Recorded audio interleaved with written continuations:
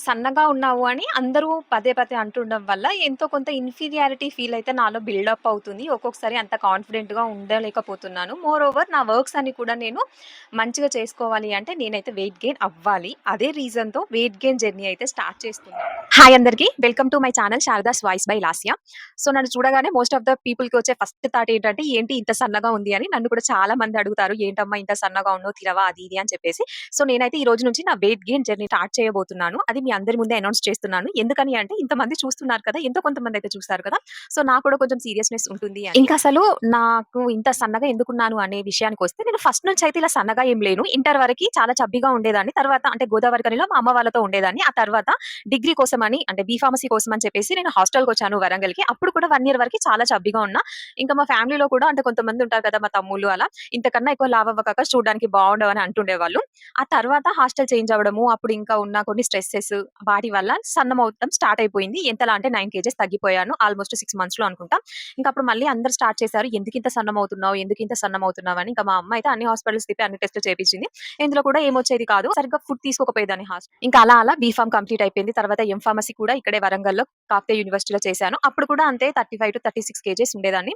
అంత weight gain ఏమి ఉండకపోయేది. ఒకవేళ నేను వెయిట్ పెరగాలి అని చాలా తిన్నా కూడా ఒక 1 మంత్, 2 మంత్స్ కష్టపడితే ఒక 1 కేజీ, హాఫ్ కేజీ పెరిగేదాన్నా. ఒక 1 వీక్ సరిగ్గా తినకపోతే 1 కేజీ, 2 కేజెస్ తగ్గిపోయాయి. ఆల్‌మోస్ట్ 6 ఇయర్స్ అదే వెయిట్‌తో అంటే 36, 37 మహా డైట్ చేస్తే 38 కేజెస్‌తోనే మెయింటైన్ చేసి అందరూ అనేవాళ్ళు ఎక్కడికెళ్ళినా కూడా.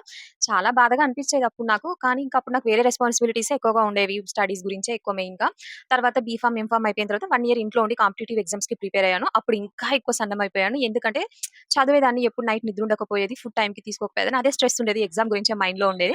ఇంకా ఆ తర్వాత నేను ఒక చిన్న ప్రైవేట్ జాబ్ చేయడానికి వరంగల్‌కొచ్చాను. అప్పుడు ఓన్లీ తినడము, వర్క్‌కెళ్ళడము, హాస్పిటల్‌లో ఫార్మసిస్ట్‌గా చేశాను.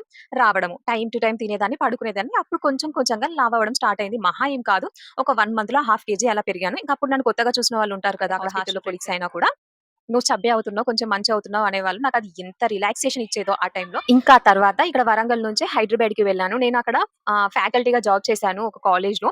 ఇంకా అక్కడికెళ్ళాక కూడా ఒక ఆల్‌మోస్ట్ ఒక 6, 8 మంత్స్ వరకి అంతే వెయిట్ ఉన్నా. అంటే అక్కడికి వెళ్ళిన తర్వాత ఫస్ట్ టైమ్ జరిగింది ఒక ప్రైవేట్ హాస్టల్‌లో ఉన్నా. ఇప్పుడు నేను ఫస్ట్ ఫార్మసిస్ట్‌గా చేసినప్పుడు కొంచెం వెయిట్ గెయిన్ అయ్యానా. అక్కడికెళ్ళి హాస్టల్‌లో ఉన్న తర్వాత అదంతా పోయిందండి. హాస్టల్‌లో ఫుడ్ అస్సలు నచ్చేది కాదు నాకు. ఇంకా మళ్ళీ తినడం తగ్గించేసాను. మళ్ళీ సన్నమైపోయాను. ఇంకా అలా కాదని చెప్పేసి రూమ్‌కి షిఫ్ట్ అయిపోయాము. నేను, మా సీనియర్ అక్క, జూనియర్ మేము కొలీగ్స్ కూడా. సో, అక్కడ మామూలుగా తినేది, వెళ్ళేది. మేమే కుక్ చేసుకునేవాళ్ళం గదా! కొంచెం పర్లేదు బానే తింటుండేదాన్ని. కానీ సీరియస్‌గా వెయిట్ గెయిన్ జర్నీ అయితే అప్పుడు స్టార్ట్ చేయలేదు. ఇంకా ఆల్‌మోస్ట్ ఒక 6, 7 మంత్స్ తర్వాత మా హస్బెండ్ అంటే పెళ్ళికి ముందు నుంచే మేము పరిచయం లెండి. సో, అప్పుడాయన చెప్పాడు, "చాలా సన్నం అనిపిస్తున్నావు. ఒకసారి నువ్వు సీరియస్‌గా డైట్ స్టార్ట్ చెయ్యి. వెయిట్ గెయిన్ అవుతావు" అని చెప్పేసి నాకు కాన్ఫిడెన్స్ ఇవ్వడం స్టార్ట్ చేశాడు. ఇంకా అప్పుడు స్టార్ట్ చేశాను సీరియస్‌గా. అండ్ అప్పుడు మా కొలీగ్స్ కూడా వాళ్ళు నన్ను ఒక కొలీగ్‌లా అని కాకుండా వాళ్ళ ఓన్ మనిషిలాగా చూసుకునేవాళ్ళు. సిస్టర్‌లా చూసుకునేవాళ్ళు. మంచి ఫుడ్ తీసుకొచ్చేవాళ్ళు లంచ్ టైమ్‌కి. సో, మంచిగా తినేదాన్ని. ఇంకా అప్పుడు కొంచెం కొంచెం సీరియస్‌గా నేను డైట్ అయితే ఫాలో అయ్యాను. ఆ డైట్ ఏంటనేది నేను నెక్స్ట్ వీడియోలో షేర్ చేస్తాను. మళ్ళీ అదే డైట్ ఇప్పుడు స్టార్ట్ చేయబోతున్నా. ఇంకా అప్పుడు వెయిట్ గెయిన్ జర్నీ అయితే స్టార్ట్ చేశాను కదా! సీరియస్‌గా ఫాలో అయ్యానండి ఆ డైట్ అయితే. దానికోసమని కొన్ని తీసుకొచ్చుకునేదాన్ని. కొన్ని మెడిసిన్ కూడా వాడాను. Medicine in the sense weight gain అవ్వడానికనేం కాదు. నాకు ఆకలి పెరగడానికి. నాకున్న ఒక ప్రాబ్లమ్ ఏంటి అంటే నాకు ఆకలేస్తుంది కానీ నేను ఎక్కువ తినలేను. కొంచెం తినగానే సరిపోతుంది. సో, అలా కాకుండా నాకు తీసుకునే కెపాసిటీ అంటే ఆకలి పెరగడానికి కొన్ని మెడిసిన్ అయితే వాడాను. And time to time food తీసుకునేదాన్ని. ఇంకా డైట్ అంతా నేను నెక్స్ట్ వీడియోలో షేర్ చేస్తాను. సో, అలా చేయడం వల్ల ఒక 2 మంత్స్‌లో నేను 36 కేజీ నుంచి 38 కేజెస్‌కైతే వచ్చాను. అంటే 2 కేజెస్ పెరిగింది. అప్పుడు నాకది చాలా చాలా చాలా కాన్ఫిడెన్స్ ఇచ్చింది. సో, సో, ఇంకా తర్వాత నాకు ఎంగేజ్‌మెంట్ అయింది. ఎంగేజ్‌మెంట్ అయిన వరకి నేను 40 కేజెస్ ఉన్నాను. 36-40 కేజెస్ అయ్యాను. ఇంకా అప్పుడైతే చాలా మంది అనడం స్టార్ట్ చేశారు. ఇప్పుడు కొంచెం బెటర్‌గా అవుతున్నావని. ఆ తర్వాత మ్యారేజ్ అయిపోయిందా, ఇంకా మళ్ళీ మర్చిపోయాను వెయిట్ గెయిన్ జర్నీ గురించి కంప్లీట్‌గా పక్కన పెట్టేసా. అప్పుడేదో చిన్న వర్క్ ఫ్రమ్ హోమ్ జాబ్ చేసేదాన్ని. మెహందీ కోర్స్ నేర్చుకునేదాన్ని. ఇంకా వీటిపైనే కాన్సంట్రేషన్ ఉండేది కానీ వెయిట్ గురించి మళ్ళీ మర్చిపోయాను. ఆ తర్వాత ప్రెగ్నెంట్ అయ్యాను. ప్రెగ్నెన్సీలో మంచిగా వెయిట్ గెయిన్ అయ్యాను. 36 మళ్ళీ తగ్గిపోయా ఇంకా మ్యారేజ్ తర్వాత 36 కేజెస్ అయ్యాను. నా డెలివరీ అయ్యేసరికి 55 కేజెస్ అయ్యాను. మంచిగా వెయిట్ గెయిన్ అయ్యాను. ఇంకా హమ్మయ్య! ఏం కాదులే అప్పుడు వెయిట్ గెయిన్ జర్నీ స్టార్ట్ చేస్తే 4 కేజీసే పెరిగాను. ఇంకా ప్రెగ్నెన్సీలో ఇంత పెరిగేసరికి నాకెంత హ్యాపీగా అనిపించిందో, హమ్మయ్య! నేను ఏ కష్టపడకుండా ఇంత వెయిట్ గెయిన్ అయ్యాను కదా! ఇది ఇలాగే మెయింటైన్ చేయాలి. ఇంకా దేవుళ్ళని కూడా మొక్కేదాన్ని దేవుడా నేనైతే సన్నం కావద్దు అని చెప్పేసి. తర్వాత డెలివరీ తర్వాత ఒక 6 మంత్స్ వరకి 45-45 కేజెస్ మధ్యలో ఉండేదాన్ని. ఆ తర్వాత మాత్రం మళ్ళీ లాస్ అయిపోయాను.